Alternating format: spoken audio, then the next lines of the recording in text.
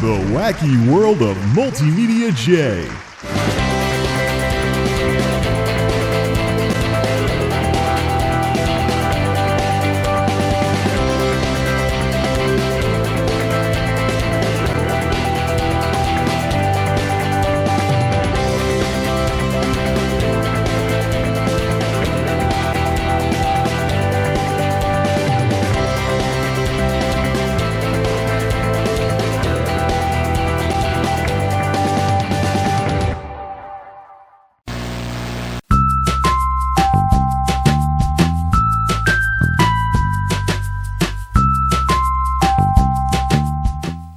Well, that old shelf looks kind of empty without a stack of PC games going every which way, but it's empty for a reason.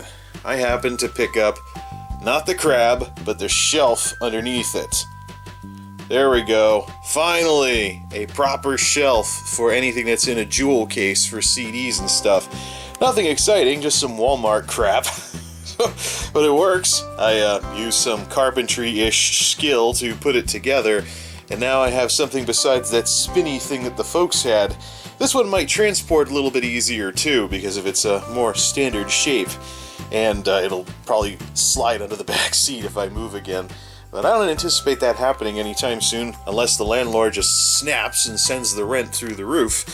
But this place is actually done quite well as far as being a place to live is concerned. Or maybe I just got lucky because of the El Nino winter. Unfortunately, this area continues to be a total disaster, and it's never going to be the way I want it until the Great Sift happens. So I've quietly started the Great Sift offline.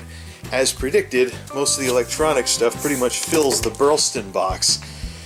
So I just got a little bit more to go through in that tote, and then I can start going through things. Mostly getting a tote together to go to, a tote together to throw out, recycle, and a tote to go to maybe a local vendor in the area as well. And I also have the clothes from before the move, older clothes that I never really wore too much that my folks forgot to sift through before we left the place. Of course, they wound up with a lot of extra stuff anyways from stuff I didn't want. They're supposed to have a lot of yard sales this spring to sell all of that, but that depends on how much, whether or not my stepmother remembers it or not. Logitech box, got a set of speakers I can get rid of as well. I thought the amplifier was dying on them. It turned out to be electrical issues at the old place. And the old sofa, of course, the back has a little gash in it because this was yard sale, hand-me-down-ish type furniture. That's why I keep it covered. I like it better in blue anyways, just gotta find a way to make the bed sheets stay taut for longer. I have all these extra bed sheets around because I experimented with chroma keying in the old place. So, just hung one of these up, and then problem is ULEAD/Corel is extremely pokey when it comes to this sort of thing. And here's my birthday present. Well, from work anyways. I got some kind of gift card thingy for my, well, not my birthday, but a quarterly reward for good attendance during the winter. And it was roughly 30-ish at Walmart, so I picked up one of these keyboards. Not very good for typing because the shift key is half size. So time and again, if you're a touch typer, you go to hit right shift and you hit page up or up arrow by mistake. But this is good for poking through Netflix if you're watching a lot of video, a lot of movies from the couch. It pretty much eliminates the need for my old spaghetti cable keyboard and mouse out here, because I just turn that thing on and start using it. I just gotta plug the thing that it broadcasts to into the back of the computer because the front port situation hasn't worked out very well. But yeah, nerd remote for Netflix, basically.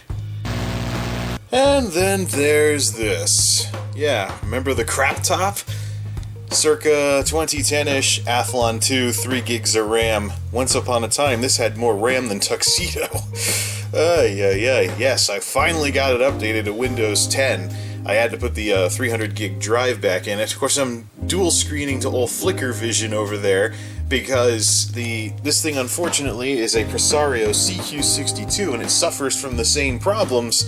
It suffers from the infamous white screen of death. The internal panel, if I bend this too much, will white out. like, will white out like a cable's loose or something. The good news is the external still works, so I know it's not the video system. This has always had a very tight hinge for opening and closing this thing, so what I gotta do later on eventually is just take this thing apart and see if it is a lousy cable or something that's causing this. If it was the video circuit, I imagine that the external out wouldn't keep working like this, but it'll be interesting to go digging through this. No rush though, because unfortunately this system now no longer has a working battery. Yeah, I finished killing the battery that was manufactured in April of 2010. So, I mean, these things, these lithium ions, they're a use it or lose it type. What the? I downloaded all at once. Why did it not get the latest Windows 10? Anyways, yeah, so this thing, unfortunately, well, yeah, these things usually have a shelf life of about 3 years or so. And I was thinking, oh yeah, 6 years, huh? Get that off the search box. Telling my boss about it today, and I'm like, yeah, I finished killing the battery by keeping the thing in, I'm over here like, yeah, I killed a battery by keeping the thing unplugged for a couple of months. I'm like, yeah, the computer's from 2010. He's like, the computer's from 2010, I think I know what your problem is. Yeah, right, but this thing still worked last year. It just had a degraded life because, of course, it's been charged and discharged X amount of times, but letting lithium-ion batteries go stone dead for long periods of time can take them out in one shot under the right conditions, and I basically finished this one off by leaving this unplugged for so long. Not so sure I want to get a replacement. Could go third party and be cheap like that, but I don't want this thing catching on fire or anything. The big problem with all these secondary systems is if I spend anything on them, I'm not spending them on my main system, and there's opportunity cost. What's going on, what am I missing out on with upgrading the main system by upgrading this junk? So I ultimately want to get this a little bit more reliable than it currently is to serve as a dedicated upload station. And this right here would be why. This old G router that's been put back into service. The old blue Linksys is running Tomato firmware, but basically I was using it as my wireless link back when the power line was unreliable. I've since swapped out the TP-Link garbage for monoprice kits, and I've doubled my power line speed to half a gigabit per second. So, happy about that, getting better performance through the electrical wires. I'm tempted to try and see which outlet gives me the fastest speed using a network monitoring tool, then wire everything into that. Basically to keep the cable length under control and not have the power part of the circuit, or have the power line part of the network on the same circuit as any major appliances, or pretty much anything with a motor is bad for it. So, what I'm doing with the old router is I'm playing around with QoS on that and the old Rosewill that I have. What I intend on doing is, I have a second subnet on my home wireless now that is bandwidth limited. It's throttled at no more than half the network. So I'm kind of experimenting with very crude packet shaping or traffic shaping. So if I have like a YouTube upload or something, I can just have something going constantly maybe on that stand over there if I can get the screen reliable enough on that thing. But if I have a YouTube upload going or something like that, it won't kill the whole network, because it's going to be limited to maximum half the bandwidth. And if I start getting lag on the other part of the network that's not getting throttled by a device, then I'll just go remote into the device and mod the bandwidth allowance until everything works again. What this lets me do is, once I get this 100%, I would like to be able to have various uploads going consistently. During the day, at night, put a low-power system on there, like a laptop or even the horrendous netbook. Hey, netbook!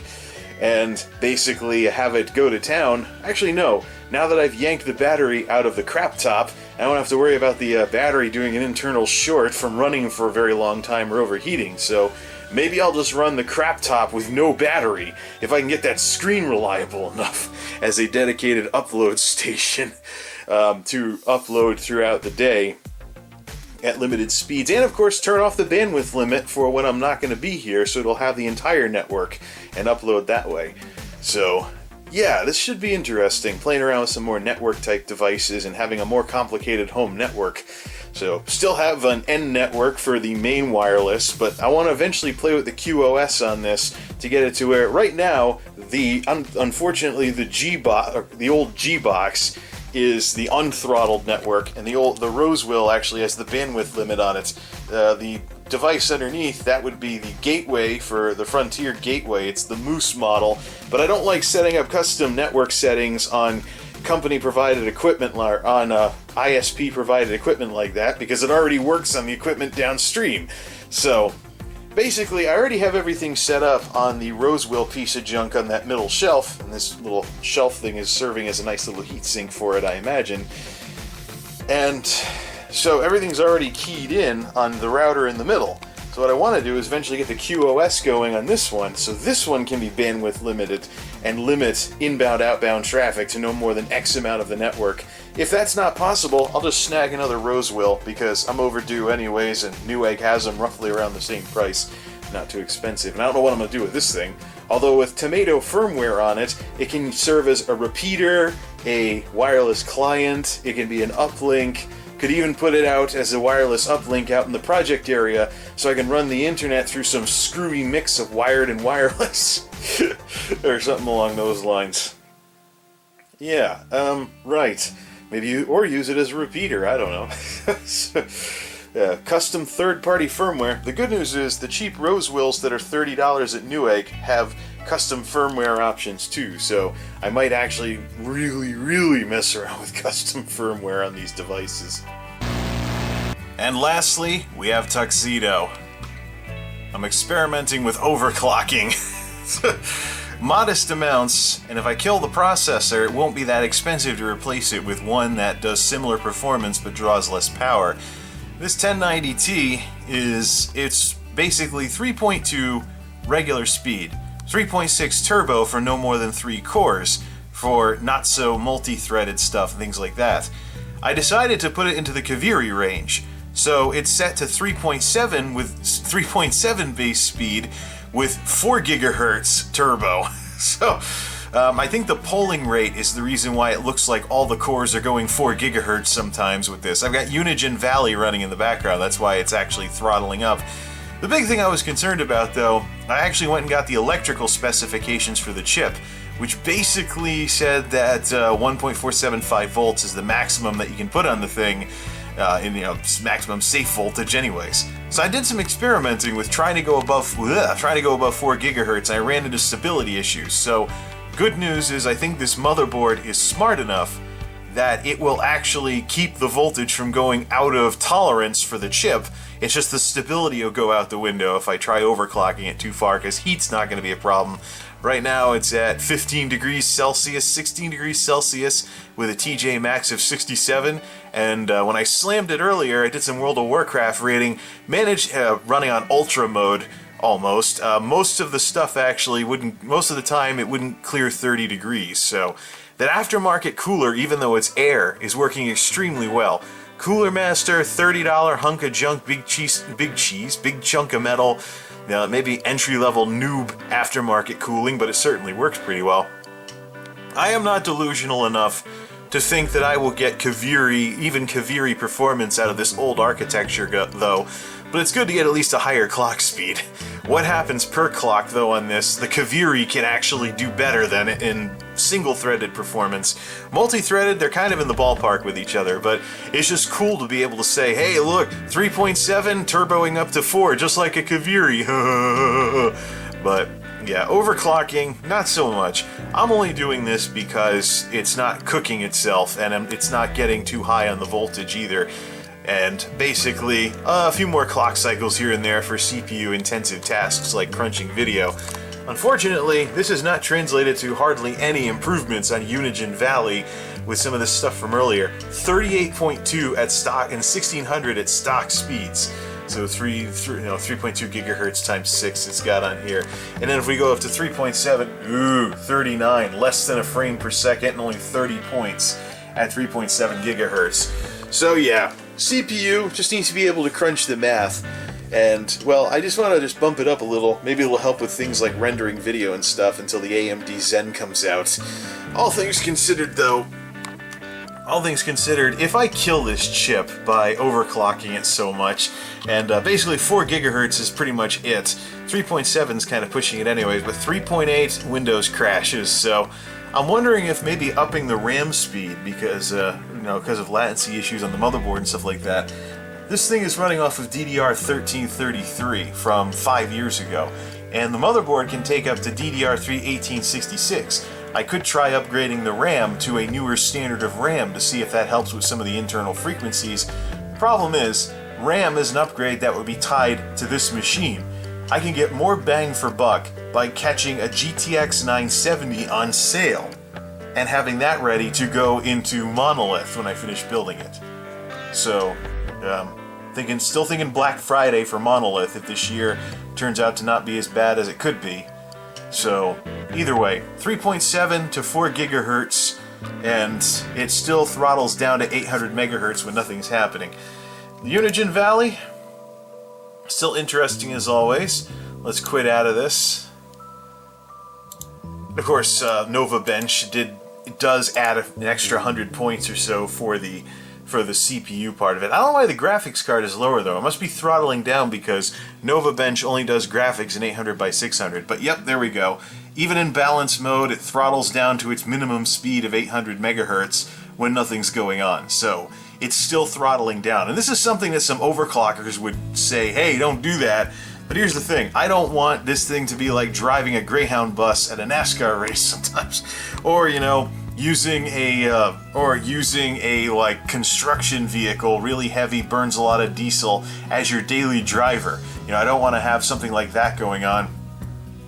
So basically, when this thing doesn't need to ramp up to 4 gigahertz or 3.7, I do want it to drop down. This actually isn't as good as the Intel versions of this that would actually shut off cores that weren't being used. This just brings them down to a minimum clock of 800-ish or so. I don't know what the 700 was earlier. Maybe it was release candidate 7 if core temp was glitching out, but 800 megahertz has been the minimum for quite some time with this old Thuban. Regardless, we'll see how it works. This place is biased towards being cold anyways, so cooling is definitely on my side here versus the old place. Yeah, 15 degrees now on the die. Fun stuff. And there we go, relaxing on the couch. Not just using it for Ashen's pastiches. Of course, my setup is a tad more living room friendly. Maybe I should actually try running YouTube from way back here. Wheel the chair out of the way and... Right, anyways. So as far as what's next, the Great Sift is basically it. That's what needs to get done. It's more important than the experiment with the netbook. It's more important than the experiments with the network equipment. More important than whatever I choose to do with the crap top in terms of upload station or trying to fix the screen. It's more important than everything right now because, if this turns out to be a 1-year gig and I end up having to move again because the landlord goes nuts and sends the rent through the roof when it's time to renew the lease this November, then, I want to say I at least got this to the way I wanted it. Plus, there's discussion that my folks might come visit me here because it is a house and it's quiet and it's in better shape, and I want to be able to have guests over here and not just look like that bachelor that never shifted out of college mode after graduating. So yeah, there'll always be a geeky emphasis here in the Geek House, but it would be nice if I could entertain guests over here without looking so eccentric with my setup. There'll definitely be more with the Great Sift as it progresses. The big thing I have to do is declutter, and going through that Burlston box is a good starting point. Until next time, this is MultimediaJay, signing off. Thanks for stopping by.